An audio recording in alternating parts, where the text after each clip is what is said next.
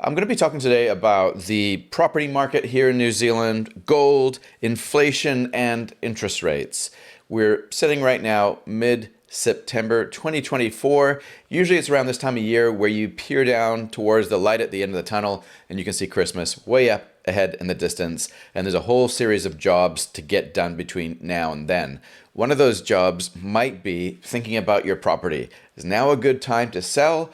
Or maybe on the other side, is now a good time to buy? We've just had a pretty dark winter of falling property prices, a lot of negativity in terms of the inflation story, and the economy is starting to tank. So these are all kind of good news indicators, I guess, if you've been hanging out for the blood in the streets moment.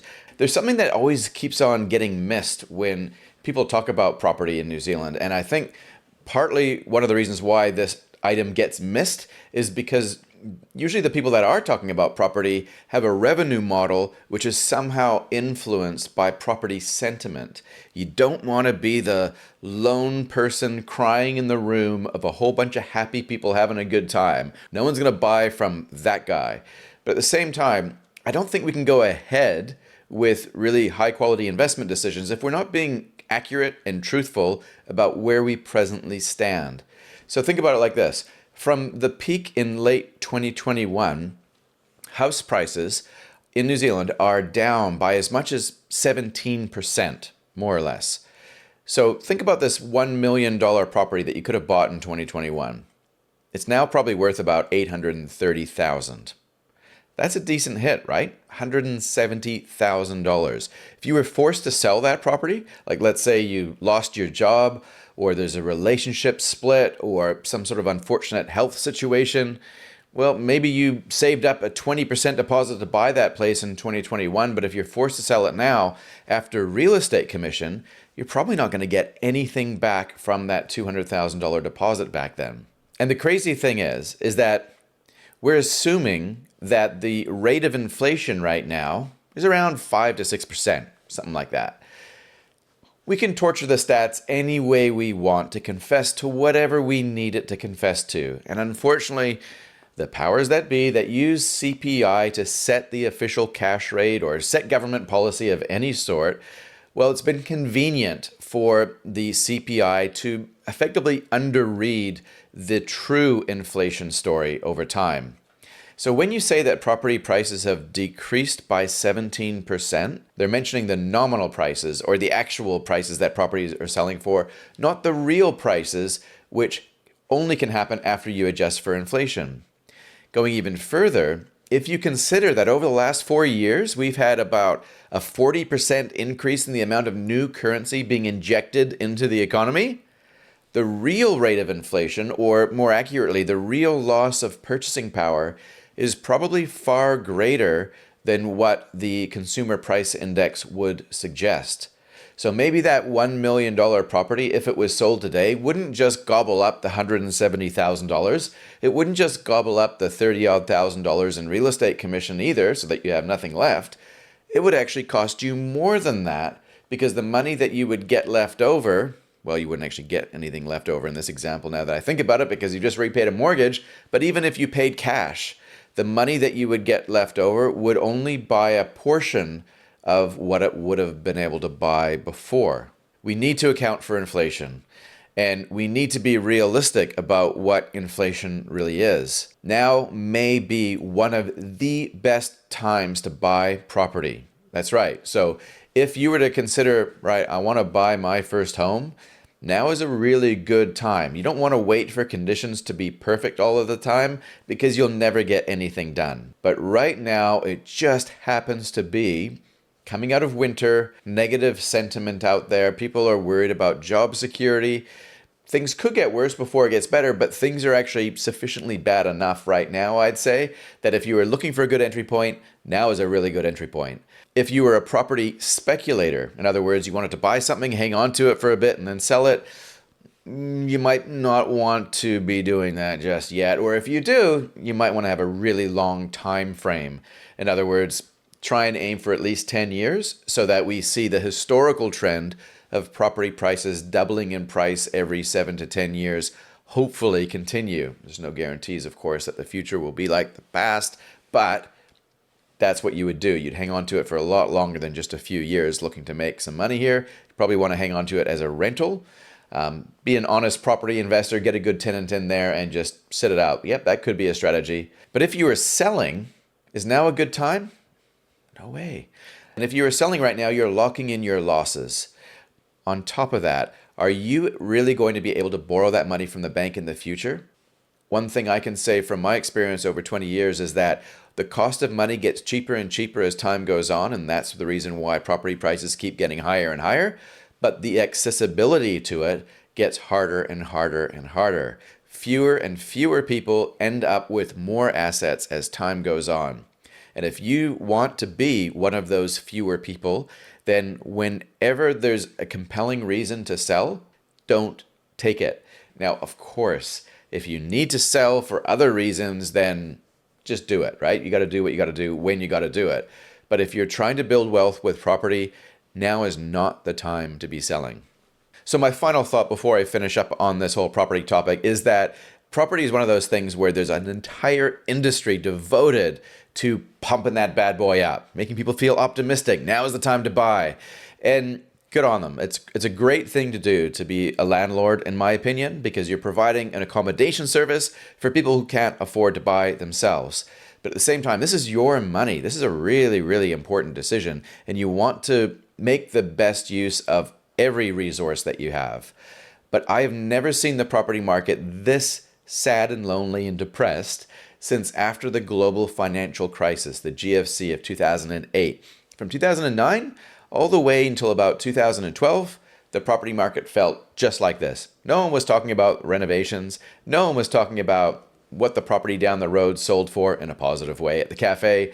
People didn't want to talk about it anymore. In a sense, they were kind of embarrassed because they were probably sitting on losses, especially if they decided to sell.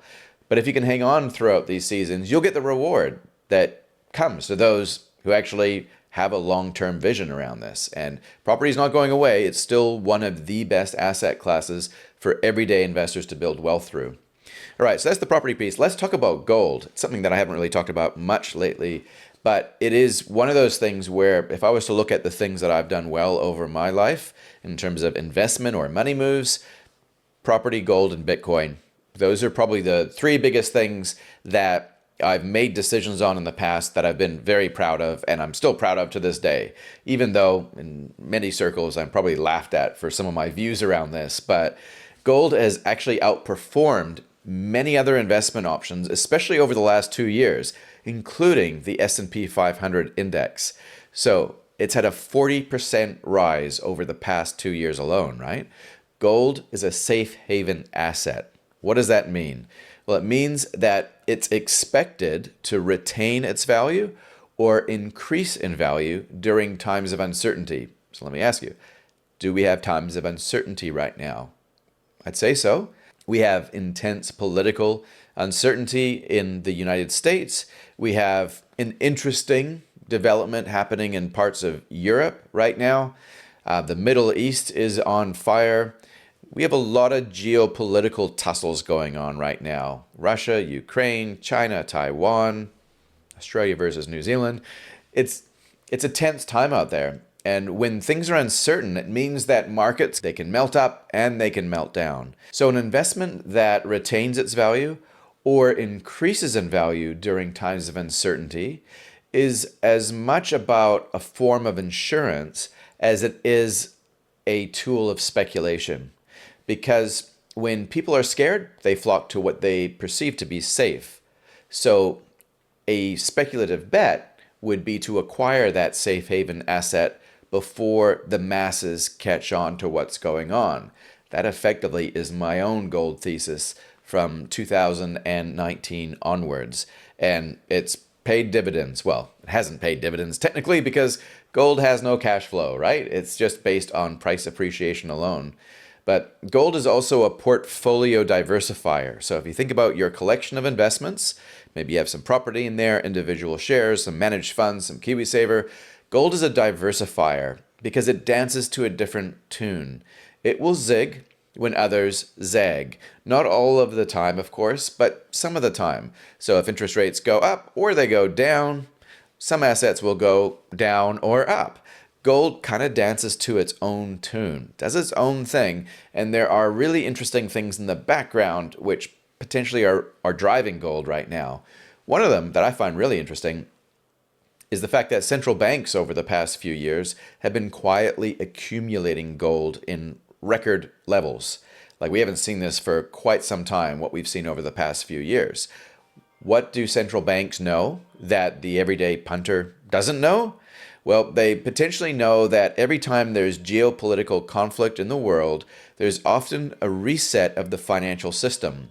Think of Bretton Woods. That was all about a new financial system that came about off the back of World War II. When there's a new dominant power, there's also a new dominant currency and system to support it. So maybe central banks are getting ready for that. BRICS countries like Brazil, Russia, India, China, and South Africa, maybe it's because they might be moving towards a gold standard with a new type of currency to take the US dollar on head on. It's hard to say, but we do know that the US dollar is potentially due for a decline at some stage. We know that there are global superpowers in the world that are rising up and challenging the US. So it's highly probable that at some stage, at least, we're going to see the value of gold, which has been used for money for centuries. We're going to probably see that being used for money again in some way in the future. Just probabilities, of course, no certainties. But the other thing that's interesting with gold is that it can be money for a zombie apocalypse. Now, I'm not saying that a zombie apocalypse is coming, of course not. But if it was, it's not dependent on the internet. It's not dependent on institutions. It has value in and of itself. Gold has intrinsic value. It has a very wide network of users worldwide.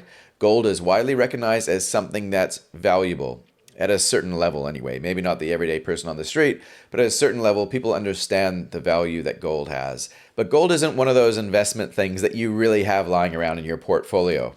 It's treated with a bit of disdain, maybe a bit of cynicism, because why would we ever want to hold gold when our financial system works just fine and we're living in a country which is politically stable? And that is sound logic. It's an opportunity cost to hold an investment or to lock up some of your wealth in something that's not producing cash flow. It's really just speculation.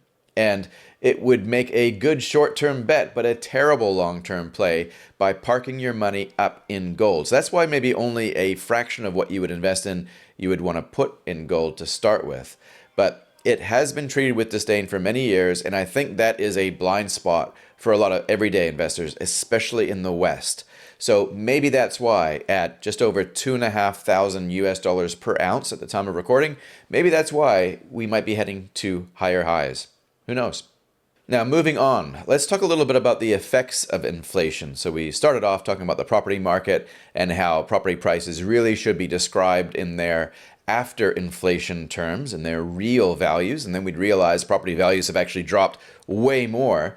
But the reason why property values have gone down so much is because of inflation and the treatment for inflation, which is high interest rates.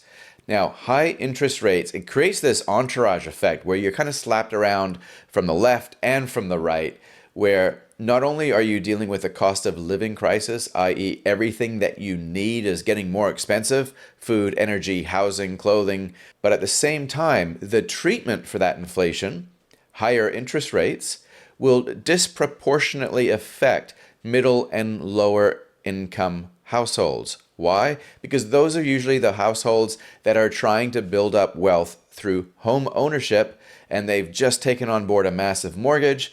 And guess what the treatment for high inflation is? It's high interest rates. Up goes their mortgage costs. In many cases, a 3% mortgage went up to just under 7% over the last 2 years. That's going to do a little damage. Once 40% of someone's after-tax income, now closer to 60%. People are having to sell in bad markets. People are winding up their businesses. These are really, really dark times in a lot of New Zealand households. And we have to consider where this comes from, I think. A lot of people probably think that, hey, it's the greedy businesses that just keep on cranking up the prices. That's not fair. They're just price gouging. Let's blame the business owner. Maybe people think that it's actually the property investors. It's those speculators who understood the relationship between low interest rates and property values, and they took advantage of that. And as a result, they caused a property crisis. And now everything's expensive. It's their fault. Maybe around the edges, there are some truths in that. And maybe people aren't acting out of altruistic motivations all the time. I'd say that that would be a given. But at the same time, here's what also is true. Following March 2020, central banks lowered interest rates, the OCR, to historic lows, and they kept interest rates there for far too long. They also engaged in complicated shell games that had the effect of creating new currency out of nothing through the banking system. Credit was easy and cheap to get. As much as 40% of new credit creation occurred within the last 4 years as a result of central bank policy following March 2020. The other possibility is that we had a government who thought it was appropriate to spend record amounts of money on things that did not improve productivity in our economy. And now we're paying for it. That's where inflation comes from. So unless we want this endless cycle of property values doubling every 10 years, followed by a 3 to 4 year period where we all pay for it in the form of higher prices, and some of us pay for it in the form of higher mortgage rates, we need to consider where this comes from. Maybe it's not the greedy individuals. Maybe this is more of a systemic issue caused by centralized government authorities, both on the monetary side and on the fiscal side, doing things that only they can do in an unaccountable fashion. So on that, let's talk about where interest rates are probably going to go, because the Reserve Bank of New Zealand kept interest rates too low for too long. They then increased them potentially too high and kept them there also for too long, in my view.